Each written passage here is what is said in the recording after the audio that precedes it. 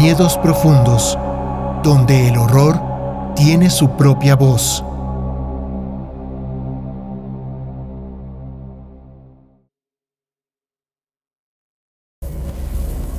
Nunca he contado esta historia porque ni siquiera yo la creo del todo.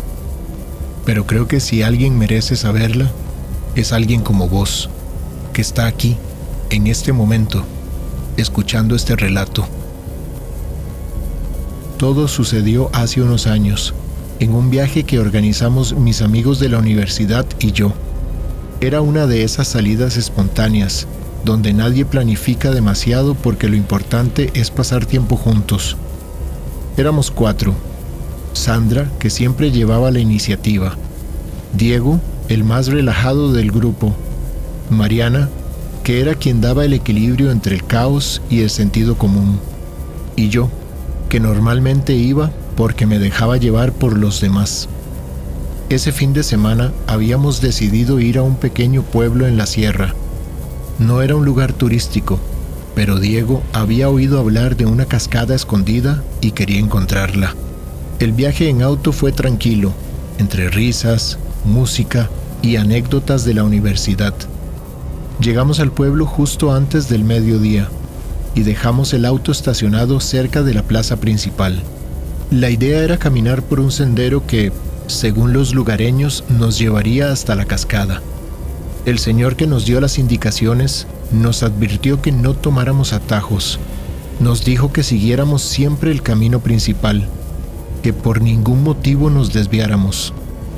Lo dijo con una seriedad que contrastaba con la actitud amigable que había tenido hasta el momento. Claro, nosotros no le hicimos mucho caso. Éramos jóvenes y tontos. El sendero era hermoso, con árboles que formaban un túnel natural y el sonido del agua corriendo en algún lugar cercano.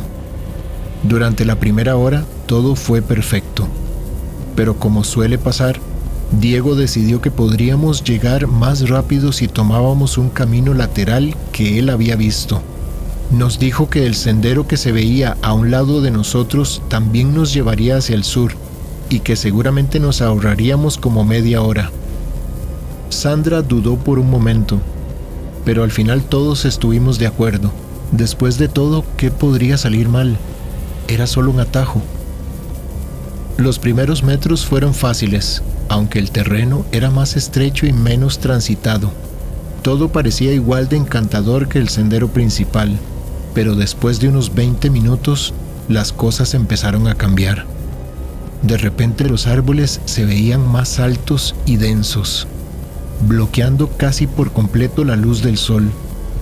El aire, que antes era fresco, se sentía distinto, cargado con un olor a tierra húmeda que no había notado antes.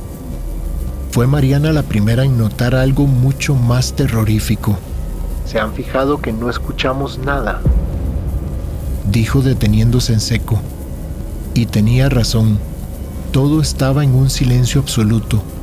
No había el sonido de los pájaros, ni del agua, ni siquiera el crujir de nuestros pasos sobre la tierra. Nos miramos unos a otros, bastante nerviosos, pero nadie quiso admitir que sentía miedo.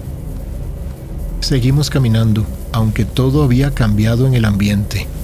El sendero se volvía cada vez más estrecho y más difícil de caminar. La vegetación parecía estar más viva, como si los árboles se inclinaran ligeramente hacia nosotros. De repente, Diego se detuvo y sacó su teléfono. «Voy a ver el mapa». Pero el mapa no cargaba, no había señal. En ese momento empezamos a notar que el camino, que antes estaba bien definido, ahora no tenía una dirección clara. Era como si los árboles y la maleza se hubieran movido para confundirnos. «Esto no tiene sentido», dijo Sandra visiblemente asustada. Intentamos retroceder, pero el camino que habíamos tomado ya no estaba. Todo parecía igual, pero también diferente. Los mismos árboles, las mismas piedras, pero ninguna señal que nos indicara por dónde habíamos venido. Fue entonces cuando Mariana señaló algo. «¿Siempre estuvo esa cerca?», preguntó, apuntando a una vieja verja de madera que estaba a unos metros de nosotros. No habíamos visto ninguna cerca antes, pero ahora estaba ahí, como si hubiera salido de la nada. Decidimos acercarnos con la esperanza de que nos llevara a alguna parte. La cerca rodeaba lo que parecía ser una pequeña cabaña. Al acercarnos vimos que estaba en ruinas, con las ventanas rotas y una puerta apenas colgando de sus bisagras. Todos pensamos que quizá alguien nos podría ayudar, aunque dudábamos mucho que alguien pudiera vivir en ese lugar. Al entrar en la cabaña, el olor a humedad y madera podrida nos golpeó. Había muebles viejos cubiertos de polvo y telarañas. En una esquina vimos una mesa con lo que parecían ser cuadernos apilados. Uno de ellos estaba abierto, y en sus páginas había dibujos de rostros, pero no eran normales. Se veían deformados, con ojos demasiado grandes y bocas que ocupaban casi toda la cara. Esto no está bien, esto no está nada bien, dijo Sandra retrocediendo hacia la puerta. De repente escuchamos un crujido. Todos volteamos hacia el origen del sonido, pero no vimos nada ni a nadie. Nos quedamos en completo silencio y sin movernos. Y entonces, otra vez, un crujido como si alguien estuviera caminando sobre las tablas del piso. Vámonos de aquí, gritó Mariana. Por supuesto que no necesitamos que nos lo dijera 2 veces y salimos todos corriendo y tropezando como locos de ese lugar. Al salir seguimos corriendo sin rumbo alguno y nos adentramos de nuevo en el bosque. El sendero, si es que aún lo era, nos llevaba más y más hacia adentro, como si nunca pudiéramos encontrar una salida. El cansancio empezaba a aparecer y el miedo era enorme. Fue entonces cuando vimos algo que nos paralizó. Un letrero de madera clavado en el suelo. Decía: "Bienvenidos al camino del olvido". El letrero era viejo, con las letras casi borradas, pero el mensaje era claro. Nadie dijo nada, pero todos sabíamos que esto no era una coincidencia. Seguimos caminando, cada vez más agotados, hasta que finalmente llegamos a un claro. En el centro del claro había un pozo, rodeado de piedras cubiertas de musgo. Algo en ese lugar nos hizo sentir una mezcla de alivio y terror. Nos sentíamos tan desesperados y perdidos que ya no sabíamos lo que realmente pasaba. Diego, como siempre, fue el primero en acercarse. Quería ver si había agua en el pozo, pero no había.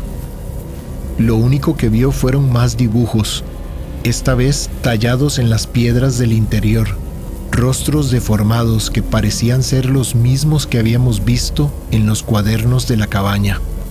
Y entonces escuchamos el crujido de nuevo, pero mucho más fuerte y más cerca.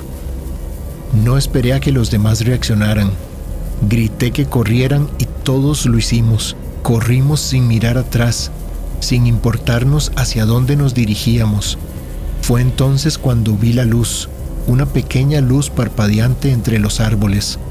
Corrimos hacia la luz lo más rápido que pudimos, y cuando llegamos nos encontramos de nuevo en el sendero principal. Parecía ser un milagro el haber podido salir de ahí. Estábamos exhaustos, sucios y aterrados, pero habíamos salido.